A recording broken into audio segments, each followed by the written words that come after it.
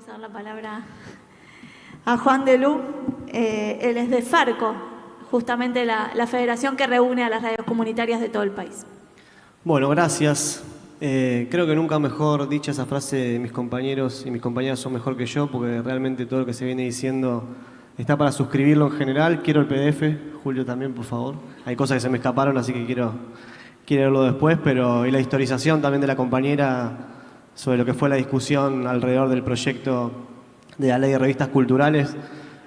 Cuando discutíamos la 11.522, me acuerdo que el discurso que repetía la cantinela de los grupos hegemónicos era van a meterse con los contenidos de los diarios, ¿no? Y los compañeros de Arecia decían, nosotros no estamos, y capaz que queremos estar, pero no estamos, ¿no?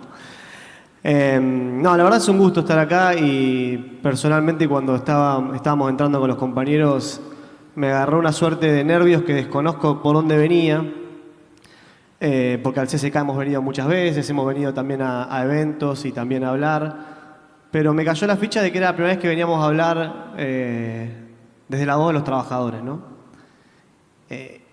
Y dicho de esa forma, digamos, ¿no? Porque la confederación finalmente es la herramienta de los trabajadores de la comunicación, comunitaria, popular.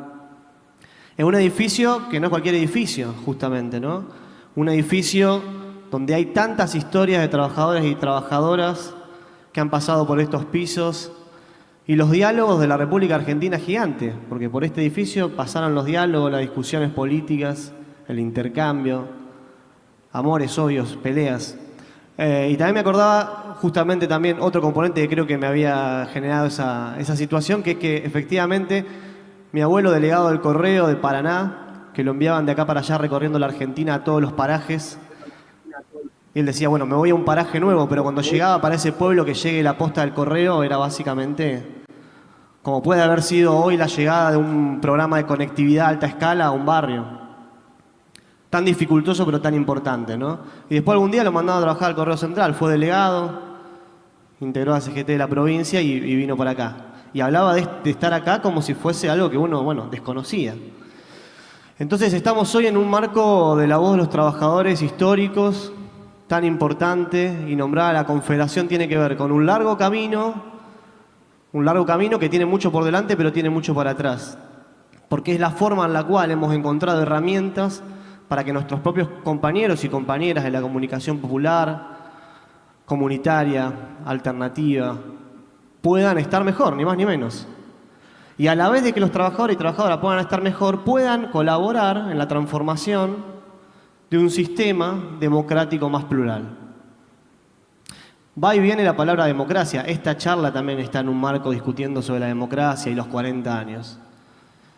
Hablar de un sistema democrático de medios suena bien, a veces se nos viene encima, ¿no? Suena tan grande y suena tan complejo. Y finalmente cuando uno piensa un país como Argentina, donde en realidad su propia democracia está atravesada por la historia post-dictadura, y esa es la diferencia de otras historias de otros países, no podemos hablar de democracia sin hablar de dictadura, volvemos con esto de las deudas de la democracia, que justamente en la comunicación es objetivamente así, porque las reglamentaciones que dejó la dictadura sobre la comunicación, uno se para y dice, devolveme algo que alguna vez tuvimos si hay una deuda. Pero es cierto que las reglamentaciones justamente sobre comunicación las tuvimos que inventar también. Porque debería ser la democracia justamente un marco en el cual tenemos la capacidad de imaginar las respuestas políticas a las nuevas realidades que nos van atravesando. No es todo simplemente una deuda de devolución. Si bien en algunas cosas anteriormente a la dictadura habíamos estado mejor, en participación de los trabajadores y un montón de puntos que podíamos establecer, es cierto también que no todo lo podemos pensar de esa dinámica. El gran tema de la seguridad fue el tema discutido post-dictadura. Bueno, ¿cómo iba a manejarse las fuerzas de seguridad en la Argentina después de que hubo dictadura? ¿Cómo iba a ser la comunicación después de que hubo dictadura? Si la dictadura y después el menemismo finalmente dijo, pero la comunicación que la hagan estos 3 o 4, que son los que saben, ¿qué la va a hacer el pueblo? Dejen esa normativa.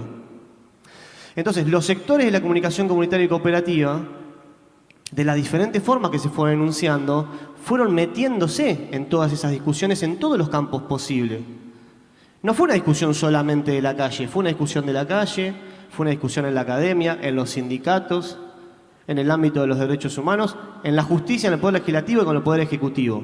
Una y otra vez insistentemente. Porque si bien el sector al cual en parte estamos representando siempre está más del lado de los criminalizados que de los que escriben las leyes, si uno mira las leyes que escribe este sector, son espectaculares. Ustedes vieron cómo escribe la oligarquía, no sabe escribir. ¿Vieron las reglamentaciones que hace? ¿Se acuerdan la discusión sobre Clarín cuando fueron los abogados a discutir?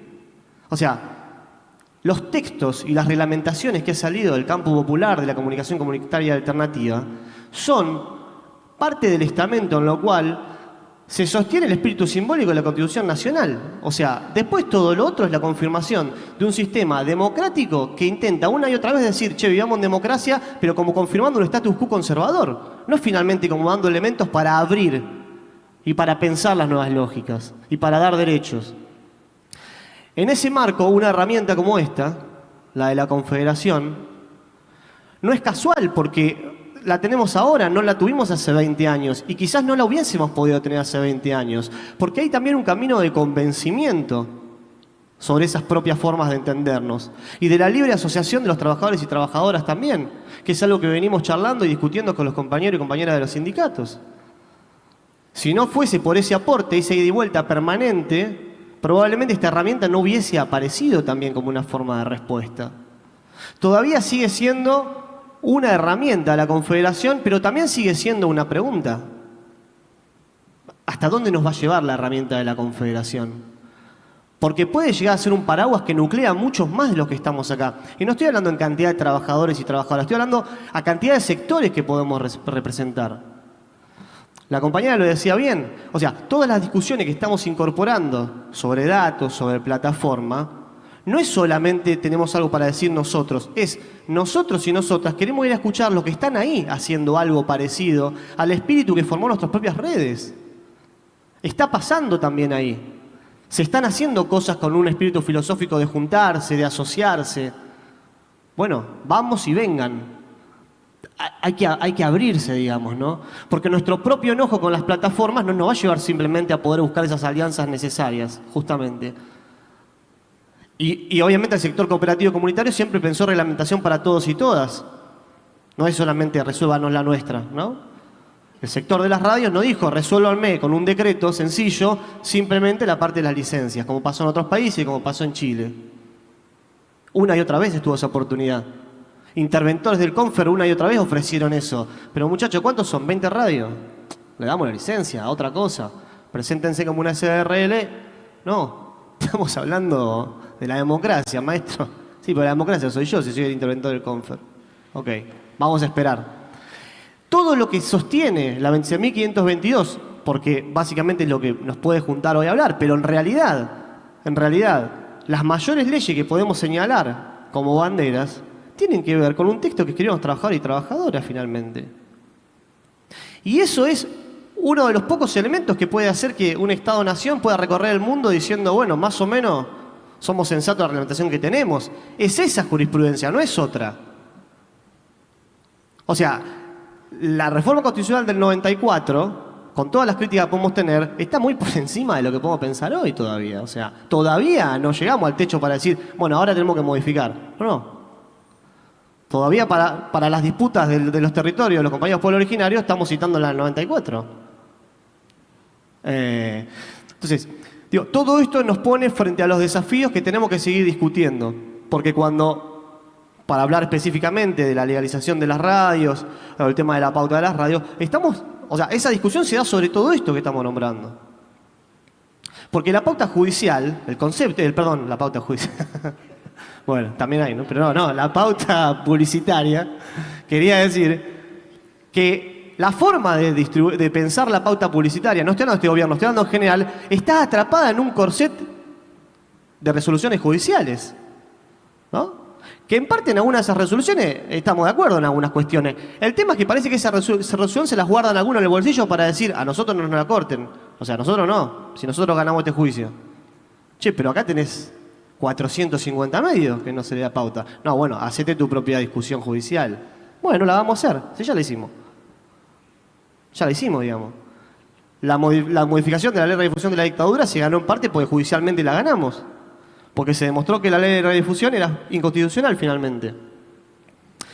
Y esto quizás lo estamos diciendo como una alarma, ¿no? Y como una alerta para el futuro. Porque frente a un cambio de gobierno y una posibilidad de recorte de pauta, que no le saquen a un medio, porque lo vamos a judicializar. Y vamos a ser nosotros los que vamos a citar toda esa jurisprudencia por el cual muchas veces hay miedo de tomar decisiones. Lo que pasa que en la historia hemos considerado también que algunas cosas se podían discutir de otra manera, digamos, ¿no? Cuando uno leía el programa 2019 de cara a la comunicación del Frente de Todos, en parte nos entusiasmaba también. Por eso también estuvimos colaborando. De aquella vieja propuesta, de aquel viejo programa, a lo que se pudo hacer, bueno, ¿no?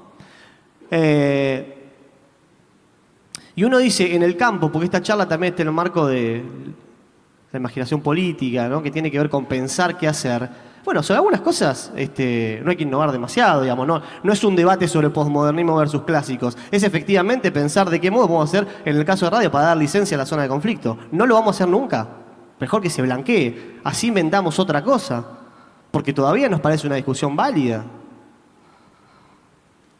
Hemos conseguido en las radios, en este último año y medio, gracias a trabajadores y trabajadoras que están adentro de los organismos, pero son los trabajadores con los cuales venimos trabajando, mesas de acompañamiento para que se pueda acceder a las licencias.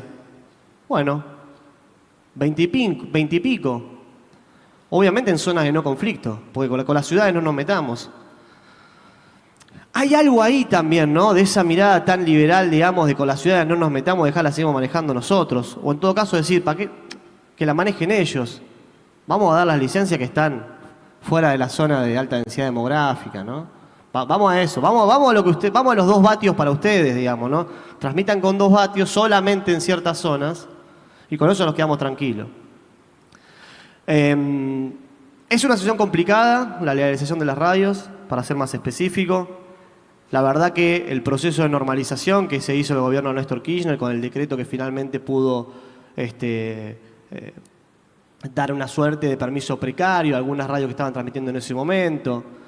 De ahí, proceso de la 11.522, hasta el día de hoy, en las mismas ciudades de alta densidad demográfica, no se dieron más licencias, ¿no? Y lo único que pudimos lograr es una resolución precaria de una suerte de censo, monitoreo, empadronamiento del 2014, donde por lo menos estamos nombrados, porque no tenemos derecho a emitir. O sea, el Estado por una ventanilla te habilita un montón de discusiones, te hace pagar impuestos, todo, y por lo otro te dice, no, pero pará, vos no existís de cara a que te dé la licencia. Vos decís, ¿esto no se podría ordenar de alguna manera? Bueno, por el momento no, vuelva mañana. Bueno, ese mañana es el que pone en jaque un poco la cuestión, ¿no? Mientras tanto, otras experiencias comunicacionales avanzan y dialogamos y vamos aprendiendo. Y van aprendiendo de la propia historia que estamos nombrando hoy en parte, porque la historia es muy densa en el mejor de los sentidos y muy rica también, ¿no? Y en la pauta hemos mejorado. Hemos mejorado visiblemente porque se ha podido modificar un poco ese cuello de botella para los mismos de siempre, se han incorporado más medios, se han levantado las partidas presupuestarias. Veníamos con un histórico no llegando al 1% del 100% de la pauta. Hemos superado un poco ese techo tan bajito que teníamos. Probablemente habrá que ver los últimos informes, pero supongo que estará entre el 5, el 6, más o menos de intervención de ese 100%. Pero igual, escuchemos los números que estamos hablando, ¿no? O sea, estamos hablando de esa cantidad de números, ¿no? Y todo muy atado con alambre, porque tiene que ver justamente con una suerte de, bueno, la forma en la cual lo ve la sumatoria de funcionarios que haya. No hay una reglamentación de sostén que pueda, digamos, encorsetar positivamente la discusión sobre la pauta publicitaria. Es casi como mala palabra pensar que esto lo vamos a poder discutir en el Congreso. En elecciones, olvídate. Bueno, o sea, hay algo ahí entonces que está pasando en una sociedad que no deja de hablar de comunicación. Porque si fuese que el tema no importa, porque la agenda está en otro lado, bueno, podría ser, deberíamos convencer a muchos más, pero todo el mundo está hablando de comunicación todo el tiempo. Varios de estos temas que estamos mencionando están en la mesa familiar después de cenar, las charlas con amigos. Esta poca casualidad de los contenidos de los medios ya es algo, una batalla que se ganó, ¿no? No, este medio no lo leo tanto porque sé que me volasea. O sea, eso está ya en el inconsciente colectivo del pueblo, positivamente. O sea, hay una presión social para que la comunicación finalmente sea un tema. Pero nos falta esa última instancia finalmente, ¿no? O sea, esa posibilidad para justamente lograr un piso que se parezca a las propias reglamentaciones y a los propios textos que nos están rigiendo hoy, para por lo menos de ahí ver qué hacemos para mañana. O sea, sigue siendo un desafío muy atrasado esa pregunta. En ese marco, y bueno, tratando de ser sintético también como propuso la compañera, la Confederación vuelve a ser una herramienta con un gran horizonte. Creo que todavía lo estamos llenando de sentido porque nos está haciendo caminar con otros sectores también y nos está habilitando un montón de discusiones sobre las cuales igual tenemos que correr bastante rápido porque las cosas están pasando justamente con una velocidad importante, ¿no? Y para poder seguir representando esa voz que tanto quisimos durante tanto tiempo, o sea, para permanecer justamente en ese mismo lugar de representación, a veces hay que correr muy rápido. Esa es parte de los desafíos, cómo convencemos, cómo motivamos y cómo logramos también, al fin y al cabo, no solamente a veces convencer ni motivar, sino frenar un poco la mano a visiones patéticas y conservadoras que finalmente piensan la comunicación simplemente y con la remanida frase de un negocio para unos pocos. Es así. El que no baila la danza del 5G quedó afuera. Lo que no pasa por la discusión sobre el 5G quedó afuera. Veremos después. O sea, es grotesca la situación finalmente para pensar cuántos temas podemos incorporar a esa agenda política que termina poniendo el sello a las decisiones finales. Sobre eso hay algo que hacer. Obviamente hay mucho acumulado para pensar en las mejores estrategias, pero tenemos que ser un poco más rápidos, tenemos que ser un poco más inteligentes y estar juntos, poder coordinar y pensar de qué forma entonces podemos ser más. Porque supimos ser más también para discutir la comunicación, hay que decirlo. Bueno, volvamos a eso, porque si no va a ser un problema no para Farco, para Aresia, para Red Medios Digitales, para Conta o para Fadicra, va a ser un problema para los sindicatos, para las organizaciones, para el sistema político y para el pueblo al fin y al cabo, ¿no? Así que en esa pregunta final creo que debemos trabajar en el corto plazo sin pensar que la agenda política está totalmente inclinada, si no es por una cosa es por la otra, porque finalmente hay que conquistar, ¿no?, que este tema pueda estar sobre la agenda para que algunos den respuestas y otros se emocionen con las propuestas que podemos hacer. Gracias.